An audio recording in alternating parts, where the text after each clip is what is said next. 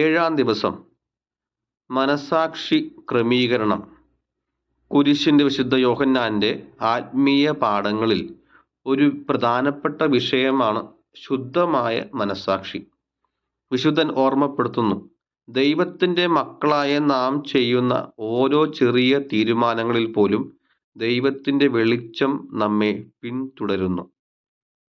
ശുദ്ധമായ അഥവാ ശരിയായ മനസ്സാക്ഷി എന്നത് വെറും നിയമങ്ങൾ പാലിക്കലല്ല. ഇത് ദൈവത്തോടുള്ള സ്നേഹബന്ധത്തിൽ നിന്നുയരുന്ന ഒരു ആത്മീയ ജാഗ്രതയാണ്. വിശുദ്ധൻ വീണ്ടും പറയുന്നു, ദൈവം ആത്മാവിൻ്റെ ആഴങ്ങളിൽ ഒരു ദിവ്യപ്രകാശം നിക്ഷേപിച്ചിട്ടുണ്ട്. ഈ വെളിച്ചം നമുക്ക് നന്മയും ദുഷ്ടതയും തമ്മിൽ തിരിച്ചറിയാൻ സഹായിക്കുന്ന ദൈവസ്വരമാണ്. എന്നാൽ പലപ്പോഴും ഈ വെളിച്ചം നമ്മുടെ ആസക്തികൾ, സ്വാർത്ഥതകൾ, ക്രോധം എന്നിവയാൽ മങ്ങിപ്പോകുന്നു. അതുകൊണ്ട് ഈ മങ്ങിപ്പോകുന്ന അവസ്ഥയെ തരണം ചെയ്യണമെങ്കിൽ ഒരുവൻ തൻ്റെ ഹൃദയം ശുദ്ധീകരിക്കേണ്ട ആവശ്യകതയുണ്ട്.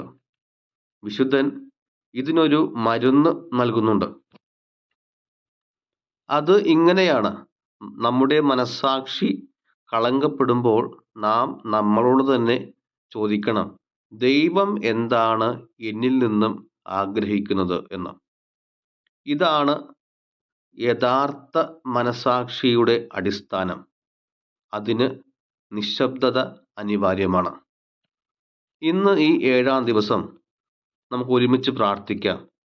കരുണാനിധിയായ ദൈവമേ, കുരിശിൻ്റെ വിശുദ്ധ യോഹന്നാൻ്റെ ഉപദേശപ്രകാരം എൻ്റെ ഹൃദയത്തെ നിന്റെ ദിവ്യപ്രകാശത്താൽ ശുദ്ധീകരിക്കണമേ. എൻ്റെ മനസ്സാക്ഷി ലോകത്തിൻ്റെ ശബ്ദമല്ല, നിന്റെ ശാന്തവും സത്യവുമായ ശബ്ദം പിന്തുടരുവാൻ എന്നെ സഹായിക്കണമേ. മനസ്സാക്ഷിയുടെ വെളിച്ചത്തിൽ നിലകൊള്ളുവാനുള്ള കൃപ നൽകണമേ.